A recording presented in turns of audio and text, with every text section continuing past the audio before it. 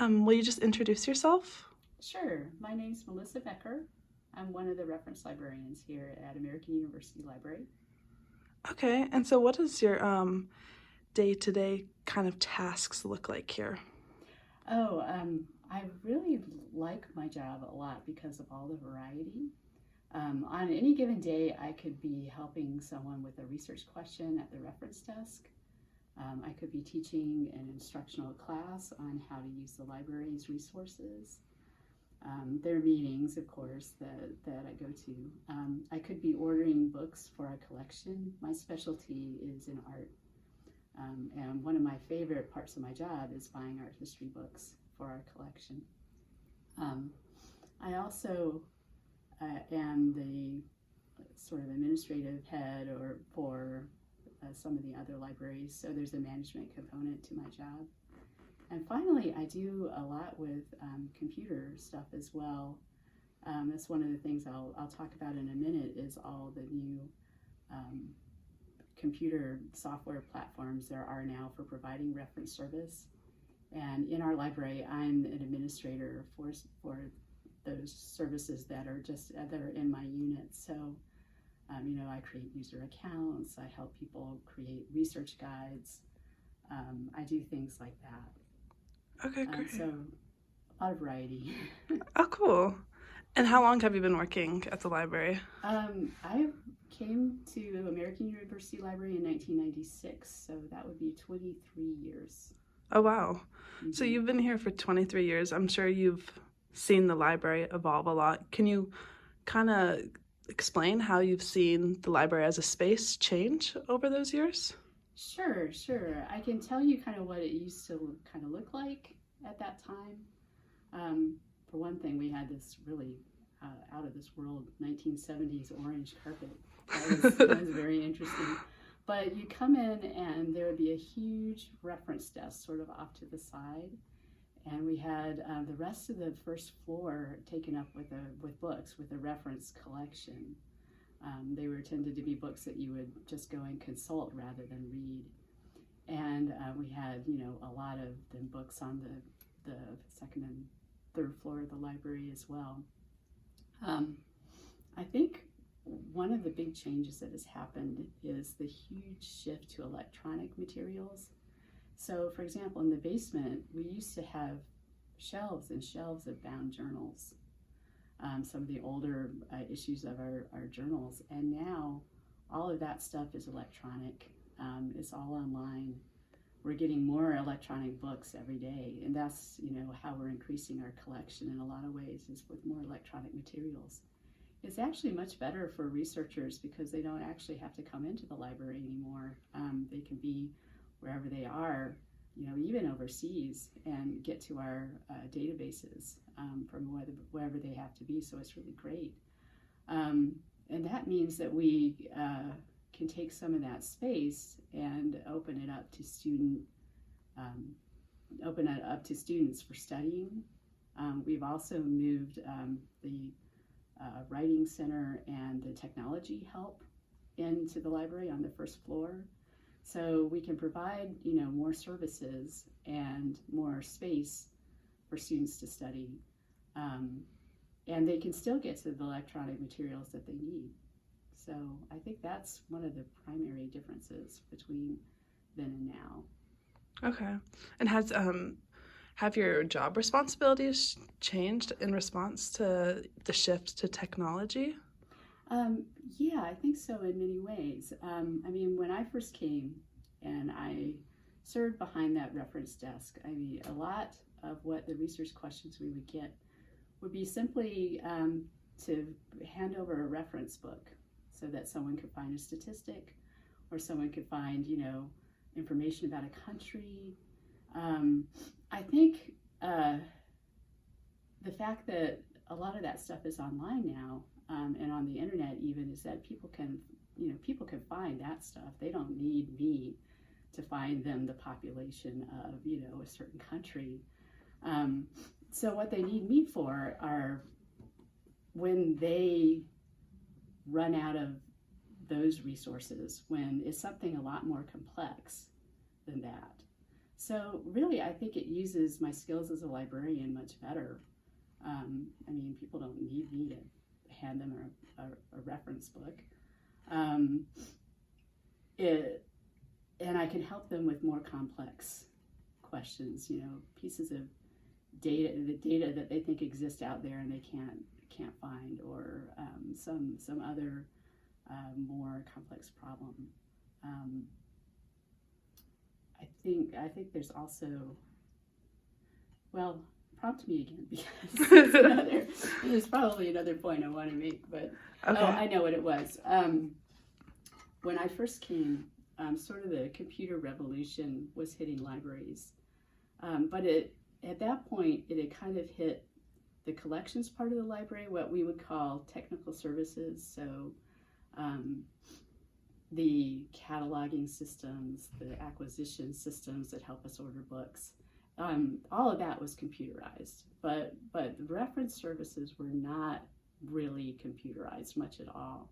And over the course of time that I've been here, we've come up with a lot more digital stuff for the reference services. So I mentioned this before. We have we have a platform. It's kind of like a content management system that we can make research guides that help people.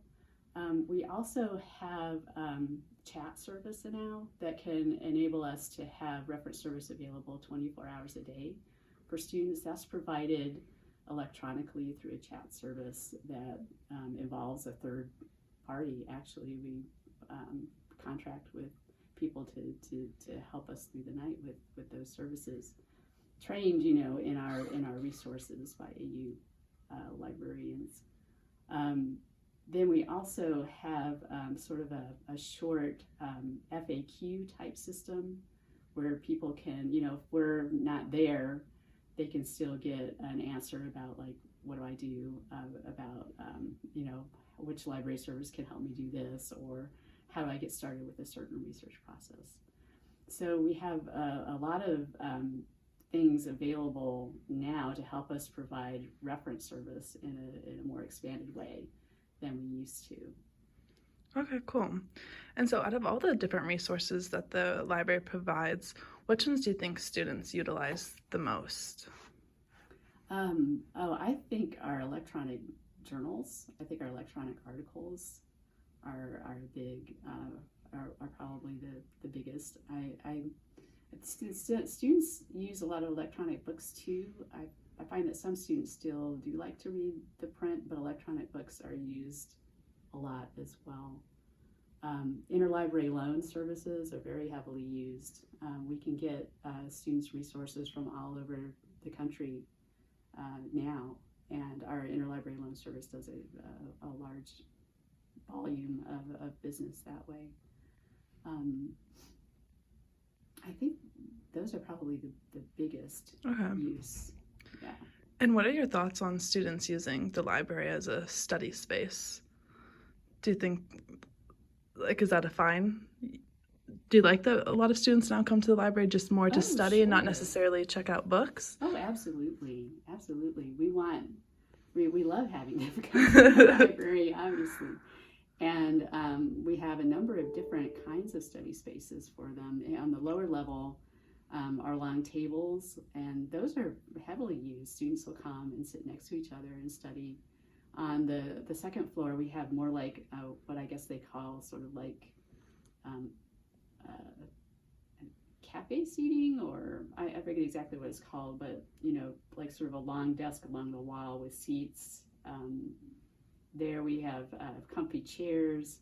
We on the third floor we have other furniture. So it's we try to provide a lot of different spaces depending on how students like to study and what their needs are, and we're really happy for them to take advantage of those spaces. Okay.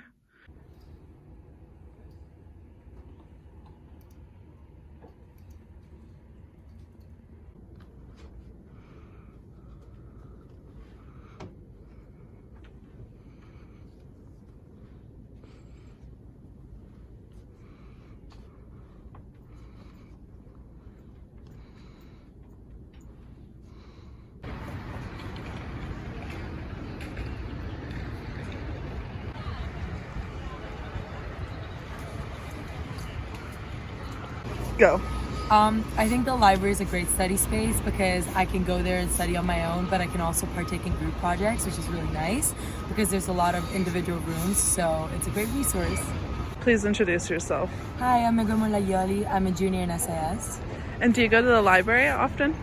Yeah, I honestly pretty much live there. And what do you most use the library for? Studying, just doing work. And do you ever utilize any of the library's online sources? Yes, if it's like for a research class or something like that, but mostly I just use my own resources. Can you talk more about that library online research thingy? Excuse me, what does that mean? And how is the space mostly used, to check out books or for the computers and workspace? So we are one of the highest circulating branches in the public library system. Usually either number one or number two in terms of circulation. However, we also have a lot of people who come in just to use the computers, and that could be, it's the kids and the adults, everybody. We have computers down in the children's area, we have computers that are for teens, and we have computers for adults. And they're frequently all in use at once. So there's a lot of computer usage, but we do have a significant number of patrons who come in who just want to look for books or checking out books or asking book-related questions. So that's still a part of our public library system, yes.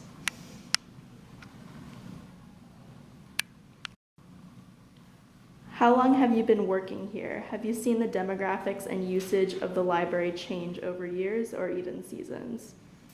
I have been at this branch for about 2.5 years, and I would say I have seen some changes. I would say perhaps some of the daily traffic has decreased a little bit, but I think that's because of the reopening of our Cleveland Park branch, which is very close to us. A lot of people who were going there were coming here while that building was being constructed, and I think a lot of them just went back there once it reopened. But still, as I said, we're a very high circulating branch, so in that sense, things haven't slowed down. Hi, could you please introduce yourself? Hello, my name is Carol Auerbach. I'm a library associate here at the Tenley Friendship Neighborhood Library. And what groups of people predominantly come to this library?